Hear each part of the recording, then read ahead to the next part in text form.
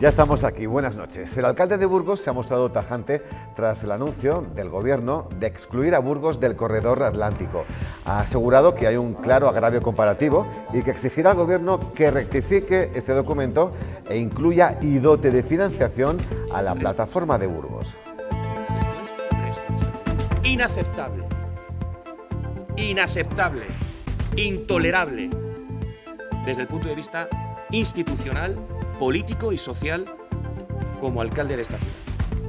Burgos es evidente que ha sufrido un agravio comparativo histórico en relación a las inversiones que ha recibido de la Junta de Castilla y León y del Gobierno de España históricamente durante estos 45 años de democracia. Y la polémica del día tiene como protagonista al Colegio de Médicos de Burgos. En un comunicado interno vertía duras acusaciones a la actuación de los sanitarios con los pacientes terminales en los peores momentos de la pandemia de la COVID. Luego han rectificado diciendo que la interpretación es la contraria a la pretendida. Hay que pensar que el presidente del Colegio de Médicos de Burgos es el coordinador y el jefe de servicio de un servicio de urgencias y por lo tanto lo ha vivido en sus carnes perfectamente el tema. Yo estoy seguro que esto no tiene nada que ver, esas declaraciones, con él, pero bueno, lamentablemente la Comisión Deontológica lo ha hecho, lo ha transmitido y él lo ha transmitido y es un error. Yo hubiera no pedido la dimisión, hubiera dimitido absolutamente a esa Comisión Deontológica. Burgos va a recibir el 8% de los 65 millones de euros de fondos europeos que Patrimonio Nacional va a invertir en sus monumentos de Castilla y León, Madrid, Extremadura y Baleares. Son 5 millones de euros para 7 proyectos en el entorno del Monasterio de las Huelgas.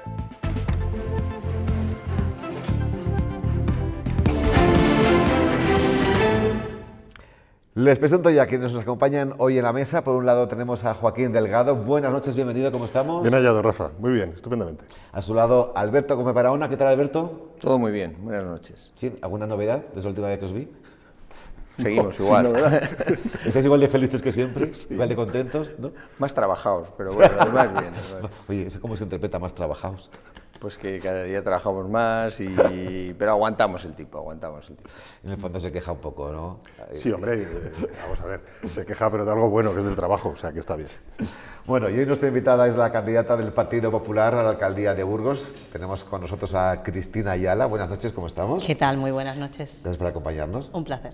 Que hoy me gustaría que formara parte de nuestra mesa de actualidad, porque a buen seguro tendrá mucho que decir de los temas que tenemos preparados. Cristina, sé que estás invitada a ello, pero antes sí me gustaría hablar un poco de la precampaña, sí, que llamó mucho la atención, ¿no? La presentación de esa especie de eslogan, ¿no? El equipo A, haciendo referencia a tu apellido, la primera inicial, y luego pues ese símil con la mítica serie del equipo A, que mira, hay quien la ha tildado de algo ocurrente y quien la ha tildado de algo muy banal. Bueno, yo creo que nosotros cuando iniciamos la precampaña lo que dijimos es que queríamos hacer una campaña diferente, con lo cual creo que habrá pocas sorpresas al respecto, que no queríamos hacer la campaña de siempre, sino, bueno, pues de alguna forma llegar a la gente, llegar con distintos mensajes, llegar de una forma más moderna.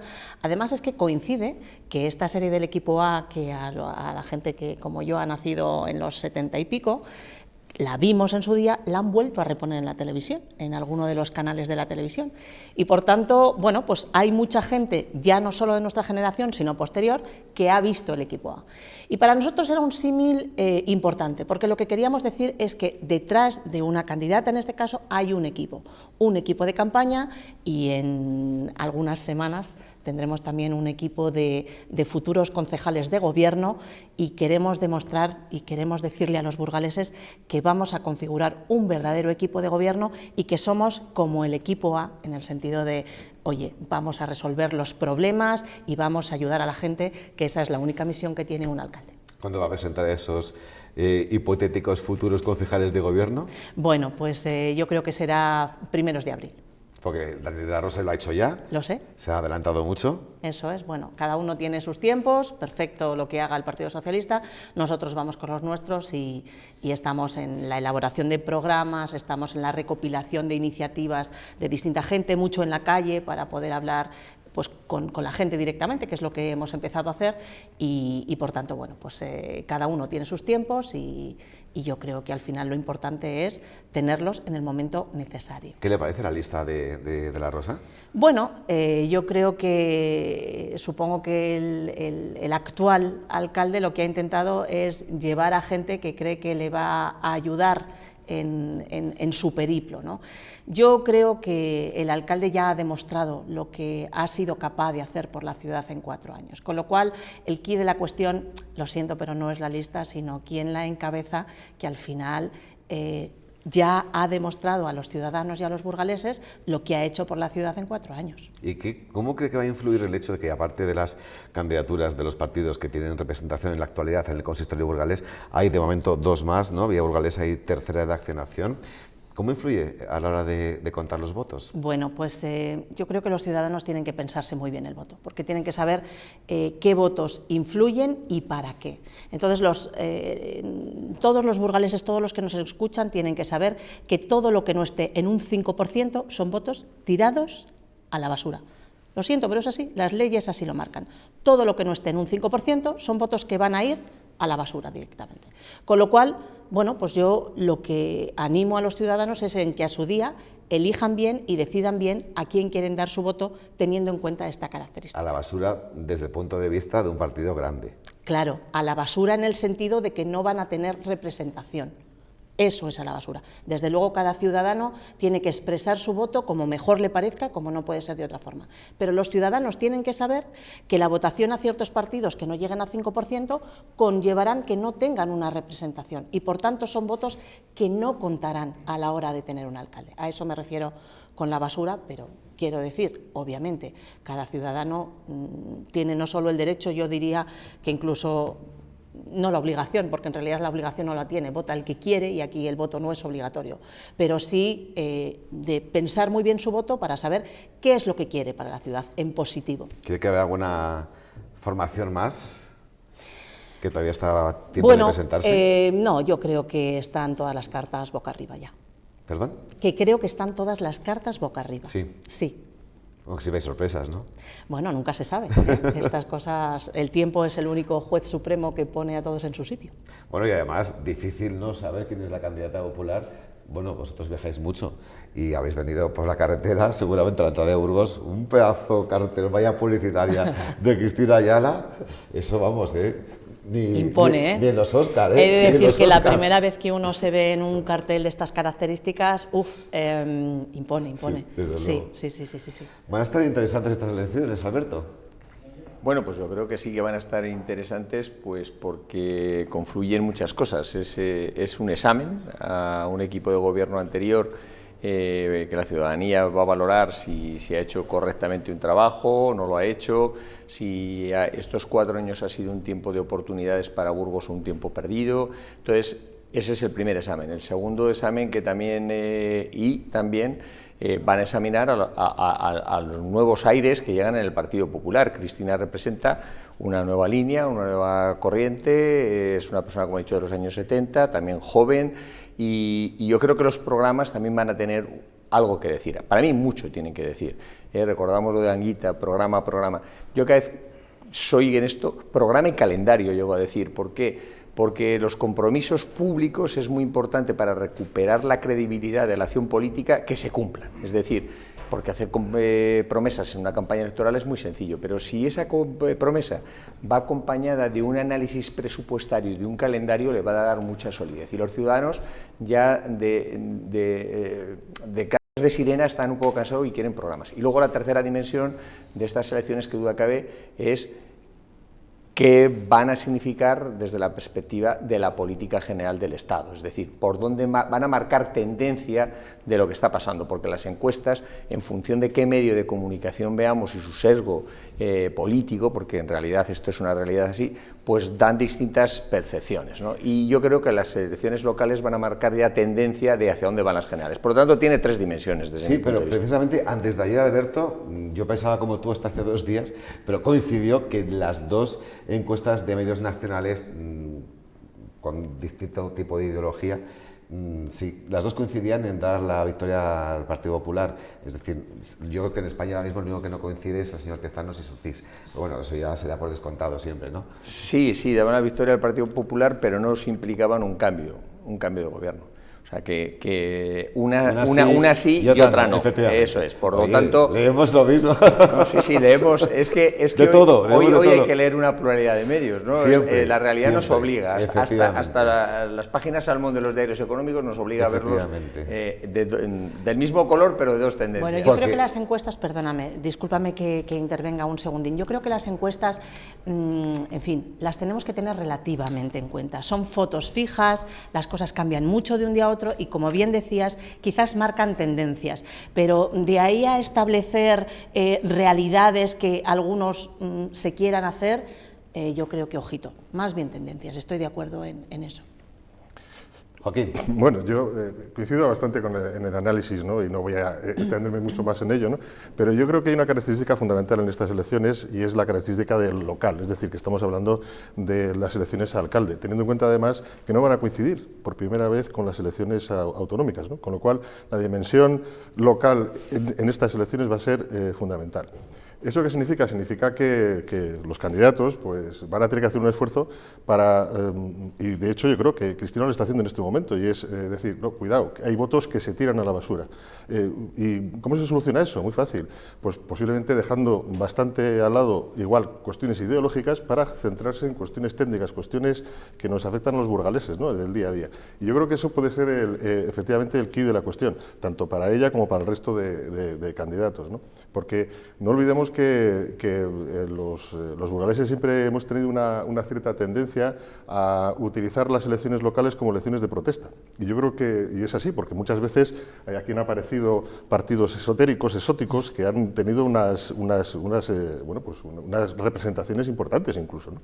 Y yo creo que ese electorado que hay ahí, dispuesto a votar al alcalde o a la alcaldesa que más se aproxime a los problemas locales que existen en Burgos, yo creo que va a ser una dimensión que posiblemente aparte a estas elecciones elecciones de mayo respecto de otras elecciones pasadas, ¿no? De legislaturas pasadas. Siempre estamos en ese debate de si en las elecciones locales, en una ciudad mediana como Burgos, cada vez son más en clave nacional o no, o todavía se sigue votando a la persona. ¿Qué piensa Cristina? Yo creo que la clave nacional influye muchísimo. Mi impresión es que, siendo verdad que efectivamente se elige un alcalde y un alcalde para los intereses locales, que es lo que uno tiene que defender, yo sí creo que hay una clave nacional que ha sido crecientemente importante a lo largo de los años. Yo sí tengo esa sensación. No sé. No sé, es que a mí también me parece sí. Con los años esta tendencia... Yo creo que en vez de menos...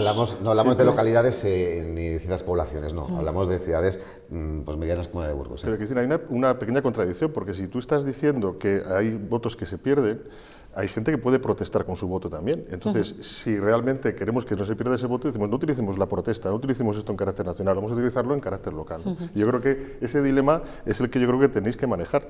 Me refiero a todos los candidatos, no solamente... Yo creo que los candidatos, efectivamente, yo coincido en que el peso de las tendencias nacionales influye en las elecciones locales, pero los candidatos tienen que hacer un esfuerzo de protagonismo y sobre todo de proyecto, es decir, hay que dar soluciones concretas a problemas concretos, es decir, ¿qué queremos que sea Burgos? ¿Queremos que sea una ciudad cultural? Pues ¿qué tenemos? Universidades, tal, no sé qué, vamos a ver cómo lo apoyamos, cómo lo defendemos, cómo no sé qué. ¿Queremos que sea un nudo logístico? Bueno, pues vamos a hacer una prioridad de esto.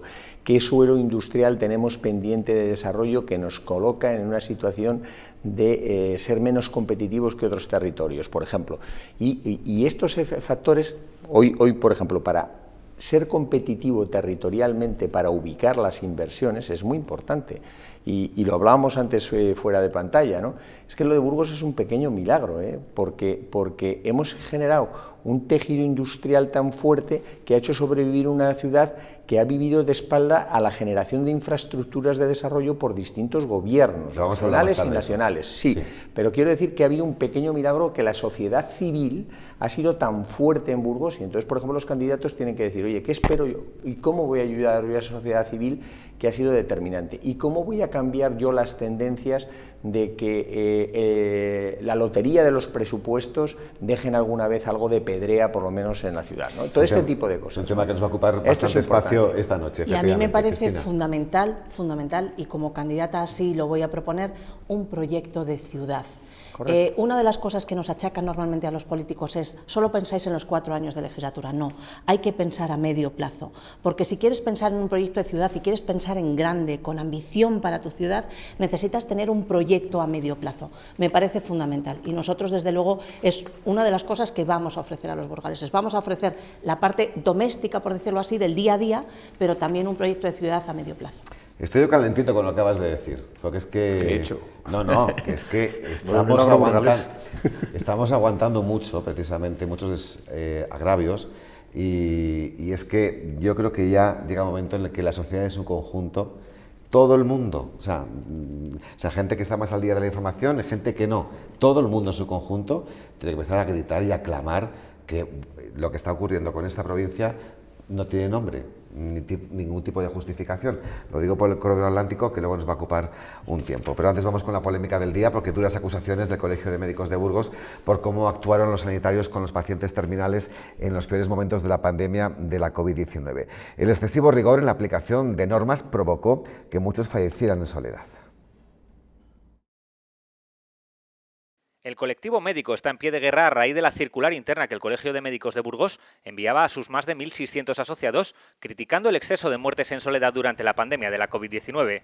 Este escrito, redactado por la Comisión Deontológica, es muy duro con el personal sanitario en general, al que acusa de excesivo rigor a la hora de interpretar las normas dictadas por las autoridades para evitar la propagación de la pandemia, especialmente las que se refieren al permiso de visita de familiares a pacientes al borde del fallecimiento. El colegio asegura que se han recibido más quejas de las deseables por parte de los parientes de algunas de las más de 1.150 personas fallecidas en algunos de los 3 hospitales de la provincia de Burgos, y defienden que se podría haber evitado con una actitud más comprensible y humana, sentenciando que no todo vale bajo la disculpa del COVID. La reacción de los médicos a la circular no se ha hecho esperar, y desde el Hospital Universitario de Burgos han remitido un escrito a la Junta Directiva para mostrar su malestar y pedir explicaciones a por qué esta crítica llega tan tarde y a un personal sanitario que demostró su implicación en un momento de máxima incertidumbre. Esas respuestas llegarán en una reunión que se celebrará mañana por la tarde. Además, algún sanitario ha ido más allá y ha iniciado una campaña de recogida de firmas pidiendo la dimisión de la Junta Directiva del colegio. ¿Consecuencias de todo esto que les hemos contado? Pues que a primera hora de esta misma tarde el Colegio de Médicos de Burgos mandaba a los medios de comunicación otro comunicado. Básicamente lo que decía es que se ha interpretado de forma contraria a la intención inicial que tenían. Su intención no era ofender ni menospreciar a nadie, y que no se referían al momento más crudo de la pandemia, sino después. Eneca Moreno. El Colegio de Médicos de Burgos ha remitido un comunicado de rectificación en el que empieza pidiendo disculpas por la redacción del primero, que ha llevado a una interpretación contraria a la pretendida. No quiere referirse a lo sufrido en 2020, pero sí plantear una autocrítica del colectivo médico respecto a un periodo más avanzado de la pandemia, entre finales de 2021 y todo 2022, en el que el colectivo médico podría haberse planteado la excepcionalidad del cumplimiento de la normativa en casos y pacientes muy concretos, evitando muchas muertes en soledad. No se queda aquí, porque a esta polémica ha respondido el presidente del Colegio de Médicos, pero de toda la comunidad de Castella y León. Díaz Villarig asegura que lo que se dice en el comunicado es mentira. Recuerda que los sanitarios están para hacer el bien y llega incluso a hablar de futuras o hipotéticas dimisiones. Hay que pensar que el presidente del Colegio de Médicos de Burgos es el coordinador y el jefe de servicio de un servicio de urgencias, y por lo tanto lo ha vivido en sus carnes perfectamente el tema. Yo estoy seguro que esto no tiene nada que ver, esas declaraciones, con él, pero bueno, lamentablemente la Comisión Deontológica lo ha hecho, lo ha transmitido y es un error. Yo hubiera no pedido la dimisión, hubiera dimitido absolutamente a esa Comisión Deontológica. Ya ven que el presidente del Colegio de Médicos de Castilla y León exime de culpabilidad al presidente del Colegio de Médicos de Burgos, centra la atención en los miembros del Código Deontológico, y el viceconsejero de Asistencia Sanitaria de la Junta también se ha referido a este asunto. Ha dicho que los profesionales actuaron de forma correcta, asumiendo incluso situaciones límite. Yo creo que el personal actuó con mucha profesionalidad. Yo creo que el personal lo dio todo, por supuesto, incluso lamentablemente algunos dieron su vida, y yo insisto, para mí nada más que palabras de agradecimiento. Pues debatimos este asunto, Joaquín. A muchos les habrá sorprendido que se haya hecho ya bien entrado el año 2023 esta reflexión. Sí, bueno, yo creo que dentro de unos años se escribirá la historia de la COVID posiblemente a través de las actuaciones que tuvimos cada uno, ¿no? Cosa que ahora igual no tenemos suficiente perspectiva histórica para hacerlo así, ¿no? A mí me llama la atención de este asunto dos cosas. La primera, la confianza que hay en la institución colegial por parte de los pacientes. Los pacientes no han, se trata de que esto viene o sale a relucir porque pacientes o familiares de pacientes denuncian esa actividad o ese problema que hubo en el COVID a los colegios de médicos, ¿no? Por lo tanto, hay una confianza en esta institución, en la institución colegial de los médicos, que tiene un servicio deontológico que es el que desencadena todo esto. La oportunidad o inoportunidad de este comunicado en este momento, pues yo creo que hay que mirarla desde la perspectiva de que igual se pretenden dar unos consejos generales y no se contextualiza bien lo que es el asunto de los problemas que hubo, que todos hemos conocido con la COVID. A partir de ahí, generalizar siempre es problemático. Generalizar respecto de actuaciones de determinados colectivos todavía más. Y sobre todo teniendo en cuenta que, como digo, la historia sobre las actuaciones la escribiremos o se escribirá bastante más tarde. Yo me acuerdo, siempre lo estábamos comentando, la heroicidad de determinadas, por ejemplo, de las cajeras de supermercado, cajeros de supermercado, de los que repartían paquetes, muchísima gente, cada uno en su actividad. Posiblemente también hubo héroes que estuvieron dentro de la profesión médica, pero posiblemente hubo gente que también se escudó en determinadas normas para no hacer su trabajo o no hacerlo bien. Eso el tiempo lo dirá, cada uno su actuación individual. Lo que sí es cierto es que no se puede medir a la gente de la misma manera cuando las circunstancias son tan extremas como eran en el COVID. Y lo que sí es cierto es que tampoco se pueden exigir comportamientos heroicos, aunque muchas veces nos vengan bien y les alabemos, pero no se pueden exigir comportamientos heroicos, y entre otras cosas también porque no podíamos exigir que los médicos estuviesen en un momento en el que no había ni mascarillas, ni EPIs, no había nada de nada, y no les podemos exigir tampoco que estuviesen en primera línea, porque posiblemente esa primera línea hubiese matado a todos los médicos y no hubiesen podido subir o poder realizar su labor. Esto será, bueno, lo que vengo a decir es que el futuro lo dirá, pero cada uno tiene que tener su conciencia. Ahí está la clave que hemos leído hoy en esa rectificación, ¿no? Que no afean esa conducta en la primera o segunda ola, la afean cuando ya realmente estaba la situación más controlada, y que una vez superada la pandemia, en algunos momentos, aún así, se tiene la percepción de que la excusa todavía está vigente. Sí, yo creo que Joaquín lo ha planteado muy bien, como buen jurista, que ha diseccionado, ha puesto sobre la mesa las distintas emociones y sensaciones, ¿no? Yo creo que el colegio ha actuado, lo voy a decir, de buena fe, porque no ha querido ocultar una queja que le llegaba de personas que habían visto a seres queridos morir en soledad. Yo esto me lo ha compartido más de una persona, perdí a mi padre en el COVID, a mi madre, además solos, no sabes lo duro que es esa situación, y entonces ellos han querido recoger, no silenciar unas quejas que les estaban llegando fruto de esa confianza. Luego la redacción ha podido ir más lejos, pero yo creo que en ningún caso ha habido voluntad, en lo que yo he podido apreciar, porque no he leído los temas, no ha habido voluntad de afear la conducta del personal sanitario, que en su conjunto, como bien decía Joaquín, ha sido excepcional, como la de otros colectivos a los que también nos hemos hecho referencia. Entonces yo creo que se ha podido sobredimensionar, igual por la falta de corrección, porque yo creo que detrás de ello no hay reproche al colectivo sanitario, que creo que fue un comportamiento ejemplar.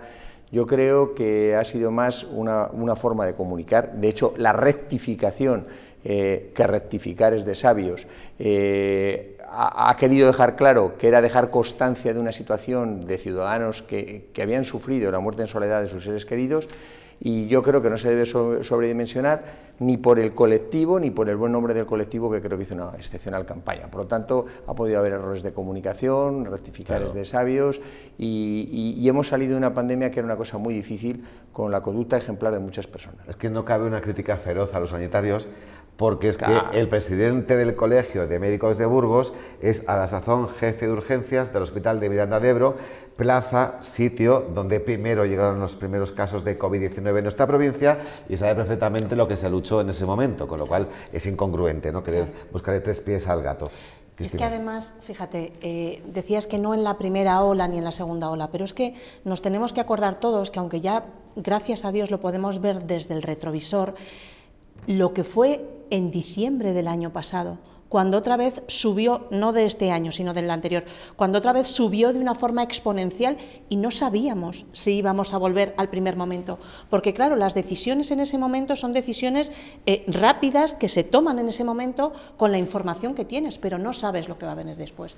Yo creo que el agradecimiento de todos los ciudadanos, al colectivo médico, al colectivo de enfermeras, al colectivo sanitario en general, es enorme. A partir de ahí, pues claro que se cometieron errores, y yo creo que en ese sentido probablemente iría ese comunicado: oye, lecciones aprendidas, hay cosas que mejorar, sabemos que esto ha pasado, pero con un total agradecimiento a quienes nos salvaron la vida.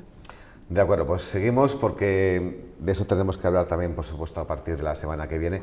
Me quedo contigo también, Cristina, porque venimos de un 8 de marzo, ya lo contamos ayer, más dividido que nunca. La polémica con la ley trans, o la del solo sí es sí, ha hecho que menos personas secundaran las manifestaciones con motivo del Día Internacional de la Mujer. ¿Lo notaste también tú ayer? Claro, cómo no. ¿Acudiste? No, nosotros teníamos pleno ayer, ¿vale? Pero la cuestión es que, mira, nosotros el viernes tuvimos la oportunidad de hacer una jornada que se tituló Otro Feminismo, en el que contamos con Edurne Uriarte, con Cherines, la expresidenta de Asturias, y con una tertuliana, Guadalupe Sánchez, de Herrera en COPE. Y lo que queríamos intentar decir es que hay otro feminismo posible, y a muchas mujeres nos parece que necesario. Un feminismo que no es divisivo, un feminismo que sobre todo es útil a las mujeres, un feminismo que no pone a delincuentes sexuales en la calle, porque ¿de qué puede presumir un gobierno que en este momento en Burgos, gracias a una decisión de una mala ley en la que se les advirtió lo que había, hay 7 delincuentes sexuales en la calle?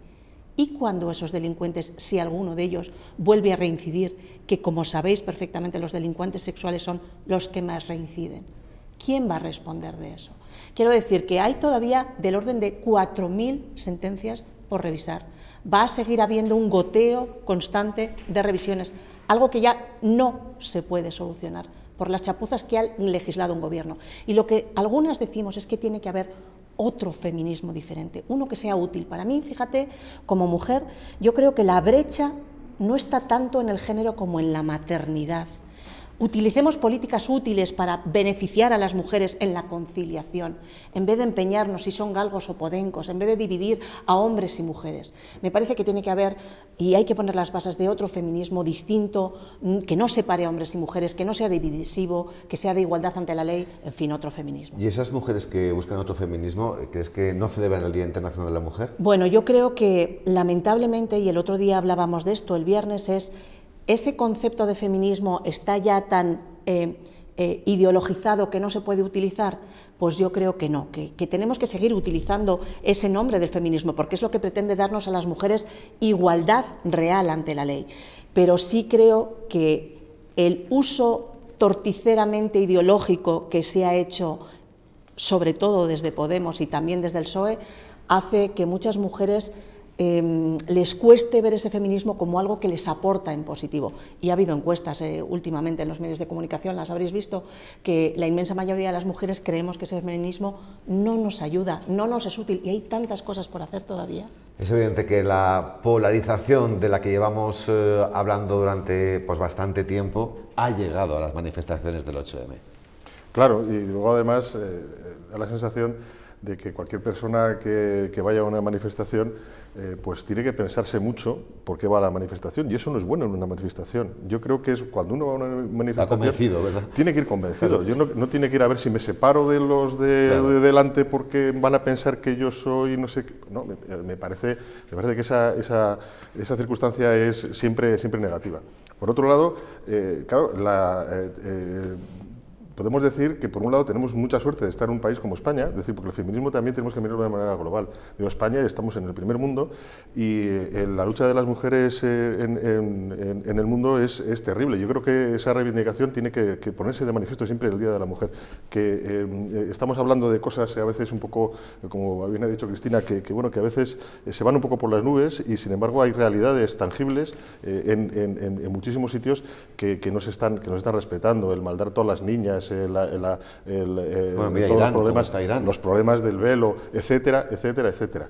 Además, tenemos que ver lo que tenemos aquí. Tenemos un país en el que tenemos una igualdad real desde el punto de vista jurídico, pero sin embargo no hay una igualdad real en la calle, es decir, existe una distancia entre los directivos y directivas, entre los candidatos y candidatas de los partidos, etcétera, etcétera, que eso hay que solucionar.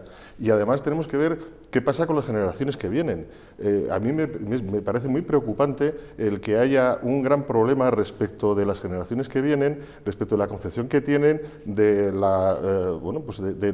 incluso de la negación de la violencia de género o de determinadas cosas que estamos viendo o incluso de las posibilidades que tienen las encuestas que se están haciendo, los estudios que se están haciendo al respecto de cómo tratan los chicos a las chicas. Que no son nada halagüeños. Efectivamente, no son halagüeños. Y tenemos que trabajar muchísimo en cosas que además nos unen. ¿Y por qué, si tenemos que trabajar en cosas que nos unen, por qué trabajamos en las cosas que nos separan? Ese interés en buscar las cosas que nos separan es lo que yo como persona no entiendo. Claro, ¿cómo va a ser el feminismo de las generaciones de ahora a corto o medio plazo? Es un tema muy interesante, Joaquín. Alberto. Sí, bueno, yo coincido en una cosa que decía Cristina sobre todo, ¿no? Es que no todo el feminismo es igual. Es decir, yo creo que podemos, el primer acto que le falta es un acto de humildad. Y un falto de humildad para reconocer que las dos leyes que ha planteado, y bueno, que las ha planteado Podemos empujando al gobierno y las ha presentado al gobierno, han sido un disparate desde el punto de vista jurídico, formal, y en las consecuencias jurídicas de su aplicación. Es decir, la ley del sí es sí ha supuesto que gentes que estaban condenadas por delitos sexuales se hayan visto beneficiadas por la misma y estén en la calle. Y eso es una disfunción. Y eso no es porque haya jueces machistas, eso es porque hay una mala técnica legislativa llevada por una obsesión, yo diría casi ideológica. Y luego la ley trans, yo creo que las leyes, y lo que debe distinguir al legislador de un país, es que haya ciertos niveles de consenso. Es decir, aunque tengas la mayoría, tienes que escuchar. Y entonces en la ley trans, por ejemplo, hay cantidad de padres que no lo entendemos, hay cantidad de médicos que no lo entienden, hay cantidad de juristas que tampoco. Yo creo que es una ley que ha habido una especie de acelerón o de lucha para ver quién es más progresista conceptualmente, porque el progreso es cuando te adaptas también a la capacidad de evolución de una sociedad. Por lo tanto, ha habido un rotundo fracaso de esas políticas feministas radicales que ha llevado a que haya habido más fractura y que se esté hablando cada vez más de, oye, yo también soy feminista y lo ejerzo de otras formas. Mira, hay otras personas que lo hacemos por la praxis y menos ideología. Yo soy el pequeño de hermanas, tengo hijas, trabajo en una empresa en la que la mayor parte son mujeres, en el que los grupos directivos son mujeres y estoy ejercitando día a día la igualdad. Yo creo que es otra forma de ejercicio, no militante, pero muy importante porque estás llevando a la práctica una realidad. Y yo personalmente creo mucho más que en esa práctica real del día a día que muchas veces hacer normas, porque las normas luego tienen una dificultad de aplicación y ejecución. Entonces es muy importante, por ejemplo, la labor pedagógica de discusión, ¿no? A mí los cupos, pues no, yo creo mucho en la capacidad, ¿no? Claro. En la igualdad, mérito y capacidad. Yo creeré siempre. La obligatoriedad. ¿No? Claro, pero ¿por qué? Porque mañana a alguien muy valioso le pueden decir, tú eres hija del cupo o de la proporción. Claro. Y eso es mentira. Claro. ¿Por qué en el mundo judicial en el que estamos? O sea, yo siempre he estado en grupos mayoritariamente femeninos y estoy orgulloso del nivel de igualdad que aprecio a mi alrededor, en mis hermanas, mis hijas, donde trabajo, en la administración de justicia con la que he trabajado muchos años. Y lo vemos con naturalidad desde la igualdad. Yo creo que es un mensaje demasiado radical que no obedece a la realidad de la sociedad, aunque hay que evolucionar donde haya focos que no se esté dando esa igualdad. Porque aquí se puede sentir discriminado precisamente por este motivo. Joaquín, ¿querías decir algo? Sí, quería decir una cosa. Contigo, abundando lo que ha dicho antes Cristina, ¿no? El tema de la maternidad. A veces nos tenemos que plantear que a veces sí que es cierto que hay una igualdad, pero ¿por qué no llegan a centros directivos mujeres, ¿no? Se habla, por ejemplo, yo recuerdo que a María Luisa Segoviano, la primera presidenta de sala del Tribunal Supremo, le preguntaban por qué creía que no había, que teniendo en cuenta que la gran parte de lo que es la nómina de jueces ahora mismo está formada por mujeres, que creo que estamos hablando de un 65, casi un 70%, estamos hablando de muchísima diferencia, ¿por qué no llegan mujeres al Tribunal Supremo? Entonces, claro, las normas que hay para llegar al Tribunal Supremo hacen que muchísimos requisitos no los puedan realizar mujeres, porque las mujeres se han dedicado a la vida familiar y por lo tanto no pueden hacer cursos como hacen los hombres, no pueden hacer determinadas funciones adicionales a su labor de juez, y por lo tanto al final eso acaba copando o capando esa capacidad, ¿no? Por lo tanto, el tema de la maternidad es importante, porque al final el cuidado de las mujeres, de los niños y ancianos hace que, y entonces tenemos que efectivamente ver por qué son esos techos de cristal, cuando tenemos que plantearnos que efectivamente la igualdad real existe, pero por qué no existe esa igualdad de verdad, ¿no? Buen matiz, voy contigo. Perdón, la igualdad jurídica existe, pero no la igualdad real. Sí, hemos entendido. Buen matiz, Cristina, de niños tenemos que pedir días para cuidar de nuestros hijos o de nuestros sobrinos pero también de nuestros padres. Claro, efectivamente. Es que estamos olvidando un cuidado, apartado muy importante. Efectivamente. Y además es que muchas veces las mujeres cuidamos a padres y a suegros. Sí, claro. No solo a padres, sino también a suegros. Y a mí me parece que efectivamente ahí es donde hay que poner el foco. Eso es lo que nos interesa a muchas que pensamos que ese es el verdadero feminismo.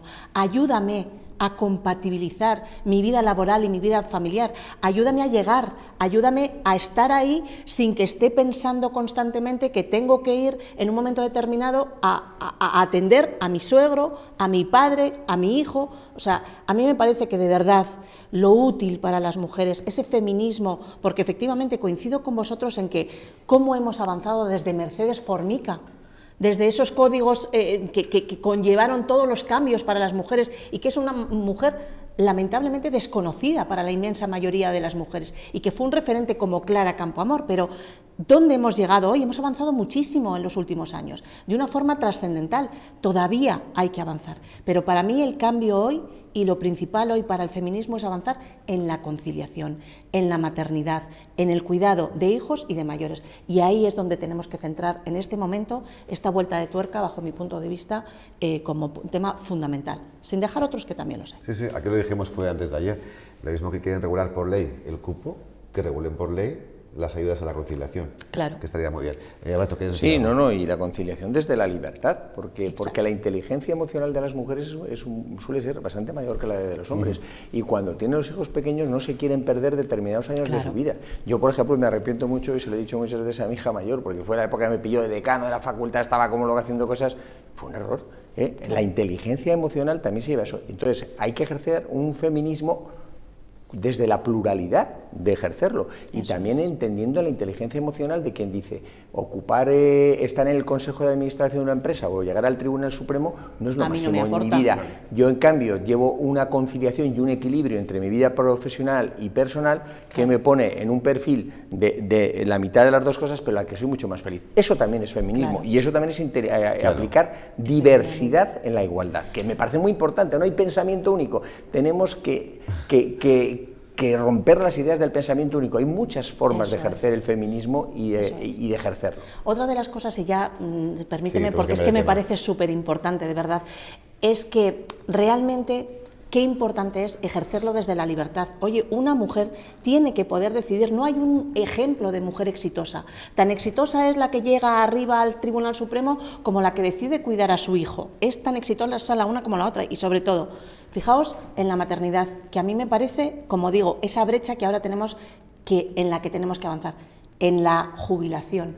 Si una madre en un momento determinado se coge un tiempo hasta los 12 años para cuidar de sus hijos, eso la va a penalizar en la jubilación.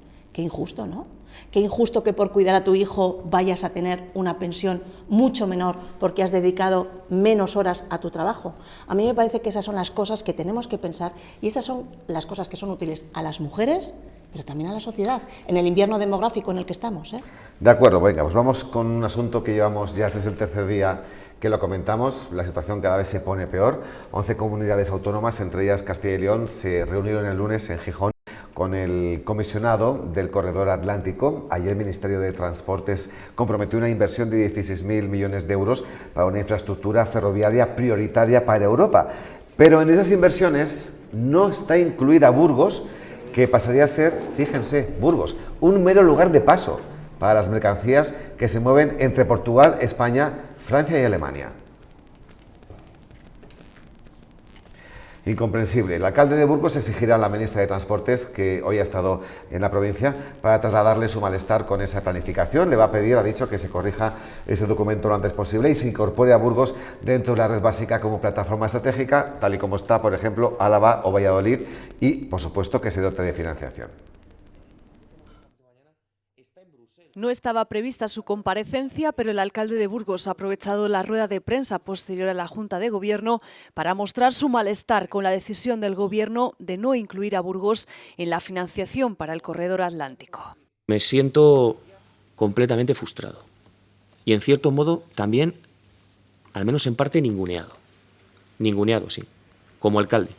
La documentación ya está en Bruselas, pero no es aún definitiva. El alcalde ha recordado que tampoco otros gobiernos han hecho nada para incluir a Burgos en esta red, ni cuando se aprobó este plan por primera vez en 2013, ni en su revisión en 2018.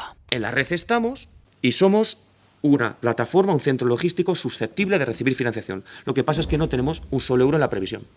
Y esto es inaceptable. Inaceptable. Intolerable. Frente a los 0 euros que recibiría la plataforma de Burgos están los 30 millones de euros para la terminal de Vitoria, los 150 millones para Salamanca u otros tantos para Valladolid. Que menos, ¿no? Que 30 millones para Villafría y otros 150 para el directo, que es lo que se están llevando Salamanca y Valladolid. Y a mí no me gusta hacer agravios comparativos. Sabéis que odio el tener que alegar a favor de Burgos contraponiendo con otra ciudad. Pero es que es tan evidente que aquí ha habido un agravio real respecto a lo que se ha invertido por parte del Gobierno con un color político y con otro, en unas ciudades y en otras. Es tan evidente. Para el próximo 3 de abril ya hay cerrada una reunión con el comisionado del Corredor Atlántico. Le podamos trasladar por qué creemos que se está haciendo una injusticia manifiesta con estas inversiones previstas dentro de la que es su competencia como principal comisionado de la red de transportes. El alcalde de Burgos propondrá además al resto de grupos políticos presentar una proposición conjunta en el próximo pleno.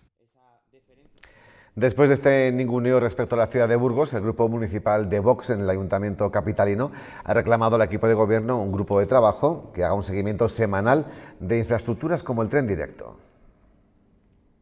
Que cree un grupo de trabajo de seguimiento semanal, me da igual, como decimos, unidad de cuidados intensivos, lo que sea, liderado por el ayuntamiento, con todos los agentes sociales de esta ciudad, para que se haga un seguimiento semanal de todo lo que es infraestructuras y en concreto del tren directo. Porque todo el nudo logístico, lo que ha sucedido ahora mismo, este desprecio a la ciudad de Burgos es intolerable. Parece, Cristina Ayala, que hay consenso entre todos los grupos políticos, incluso de los que no hemos tenido declaraciones hoy, estoy seguro que van a ir en la misma línea. No puede ser de otra forma. Yo creo que aquí lo que vemos es que a Burgos no se le está tratando como se debe. Burgos tiene una posición logística y el esfuerzo de sus empresarios durante años ha conseguido que nos posicionemos como una ciudad claramente industrial y claramente logística y hay que estar ahí. Pero, obviamente, quien está en el gobierno ahora debe tomar decisiones. Y no vale hablar de ninguneos y de desprecios, lo que vale es tomar decisiones, es lo único que vale. Con lo cual, hoy hemos estado con la ministra, justo vengo de estar con la ministra en Briviesca para ver qué es lo que decía y su planteamiento es que no va a haber cambios en el corredor atlántico, ese es su planteamiento. Ahora lo vamos a escuchar, que efectivamente es lo que ha dicho, había mucha expectación por su respuesta. pero luego lo vamos a ver. Alberto, te pido una cosa. Tú que controlas bien este asunto, de lo que es la logística ferroviaria también, intenta explicar a todos los que nos ven dónde deja a Burgos esta decisión, a su progreso, a la creación de empresas, a la creación de empleo, etcétera, para que se hagan una idea de si no se revierte la tragedia que puede suponer económica ningunearnos de esta manera, por favor. Bueno, intentando sintetizar porque el tema es complicado, ¿no? Yo diría que atenta a la razón, el que no se prevea ninguna inversión en la capital industrial de Castilla y León. Somos la capital industrial y la industria, para recibir materias primas y para sacar sus productos, necesita de plataformas logísticas. Plataformas logísticas donde juega un papel muy importante, cada vez mayor, la intermodalidad, porque si la evolución del transporte sigue las pautas que marca la Comisión Europea, el transporte por carretera tendrá que disminuir, por razones sobre todo medioambientales, en favor del transporte ferroviario, y donde se combina el transporte ferroviario incluso con el aéreo es la intermodalidad, distintos modos para mover las mercancías.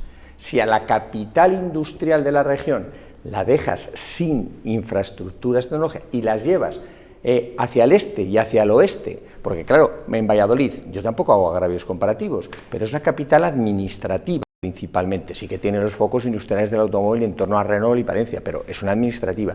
Y el País Vasco es que está lleno de plataformas, no olvidemos que el País Vasco es la mitad territorial que la provincia de Burgos, y tenemos el puerto de Bilbao, tenemos las plataformas, y puerto de Bilbao que tiene una posición estratégica incluso en Pancorbo. Por lo tanto, es contrario a la razón, contrario a las necesidades del tejido industrial, y en consecuencia, cuando tú no tienes infraestructuras es muy difícil atraer inversiones. Tienes que tener infraestructuras para que venga la industria, desde las generales, sanitarias, educativas, pero también tienes que tener viarias, ferroviarias, plataformas logísticas con todo el empleo añadido. Por lo tanto, yo creo que es un disparate desde el punto de vista técnico que necesita ser corregido. Antes hemos dicho que corregir es de sabios y que se debe asumir con normalidad, porque condenar a la capital industrial de Castilla y León a quedarse en una infraestructura intermodal es un disparate desde el punto de vista técnico, desde el punto de vista político y desde el punto de vista presupuestario. Perfectamente explicado. Joaquín, te pido brevedad, que tenemos a la ministra esperando. Simplemente una cuestión que es una cuestión de forma, pero también tiene que ver con el fondo. Vamos a ver, una de las disculpas que se dice es que esto ya está en Bruselas. Eso me parece todavía mucho más grave, porque si está en Bruselas y no ha habido un procedimiento, un proceso para que todo esto que está diciendo Alberto pudiesen ponerse de manifiesto, es que la cosa está muy mal, es que eso es corrupción, porque si estamos llevando un determinado proyecto sin oír a los interesados, quiere decir que temíamos, o que alguien temía, que esos interesados pusiesen de manifiesto todas estas razones que está diciendo Alberto. Por lo tanto, a mí me parece que el asunto de que esto está en Bruselas y que eso, por lo tanto, ya no es negociable, me parece no solo absurdo, sino peligroso.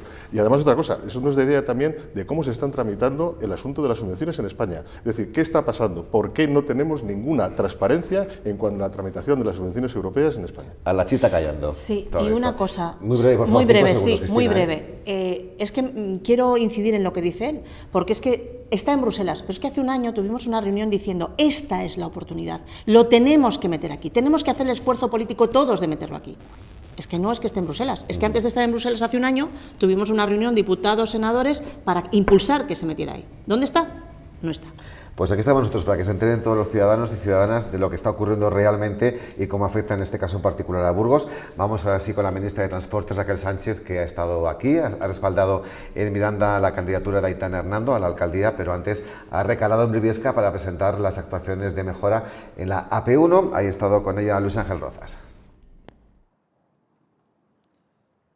El Ministerio de Movilidad y Transportes invertirá 384 millones de euros en la mejora de la autopista AP1 entre Burgos y Miranda de Ebro. Lo hará a través de 16 actuaciones. Entre otras, está prevista la construcción de un tercer carril de 56 kilómetros de recorrido entre Burgos y Amellúgo.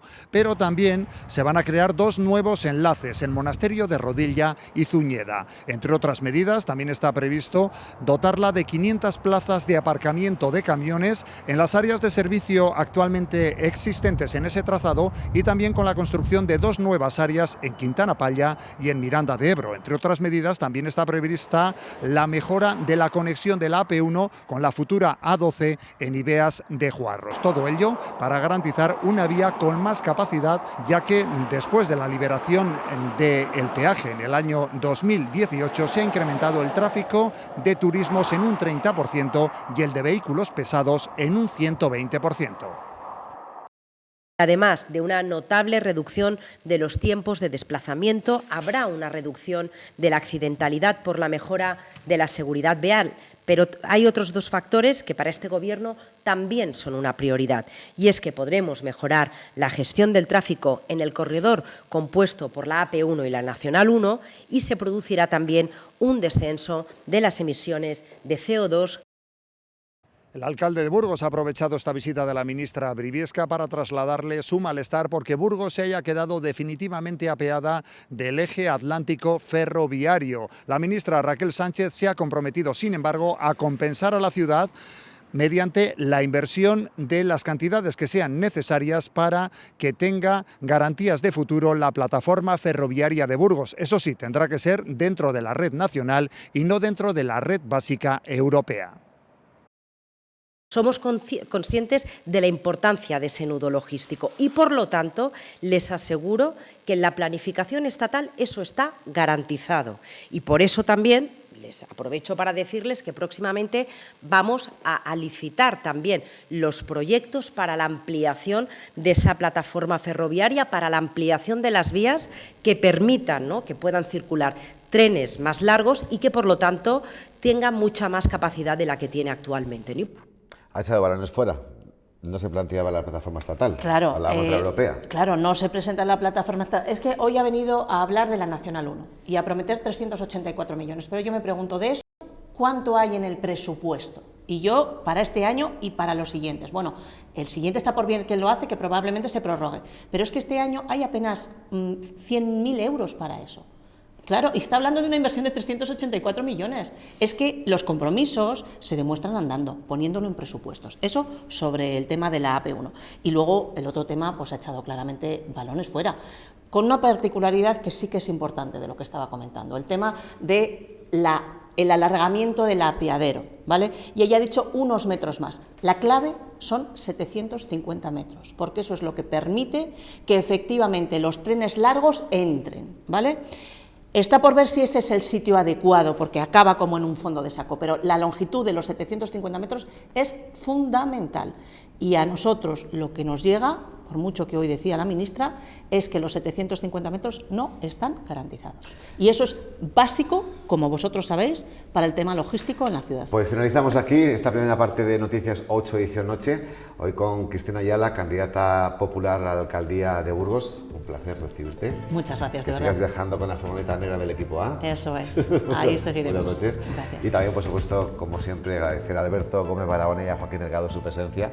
Gracias por todo, que descanséis. Gracias a vosotros. Que sepáis que ahora vamos a hablar del Día Internacional de la Tortilla de Patata. Uf, aquí con lo que me gusta.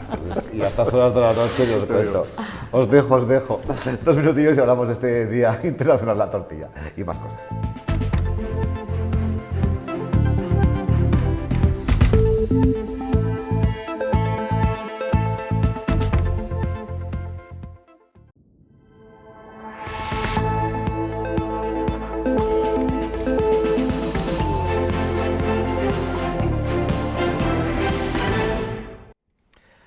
Últimos minutos de Noticias 8 edición noche para contarles que hoy se celebra en todo el mundo el Día Internacional de la Tortilla de Patatas, un plato que se considera fundamental en nuestra gastronomía y ampliamente degustado en varios países del mundo. Su origen no está claro, pero algunos historiadores lo sitúan en Bélgica allá por 1604. A unos les gusta con cebolla, a otros sin ella, pasada, poco cuajada, rellena o simple. Es uno de los pinchos que nunca falla y un plato muy socorrido que a todo el mundo gusta. Hoy es su día y se celebra en todo el mundo. La receta es libre, ya que a cada persona le gusta de una manera muy diferente. Yo creo que a todo el mundo le gusta. Yo no conozco a nadie que no le guste una tortilla, pero si tiene éxito, yo creo que es sencilla y creo que se puede comer 24 horas al día, por la mañana, por la noche. Y Creo que es un producto además que deja jugar de mil formas. La gente sabe cómo le gusta la tortilla de patatas y por eso es uno de los pinchos con los que se puede atraer a la clientela y afianzarla en el local. Con cebolla, siempre con cebolla. Y no sé, jugosa y tortilla, me da igual. Aunque cada maestrillo tiene su librillo, la receta de la tortilla de patatas tiene sus medidas. El resto, la improvisación de cada cocinero.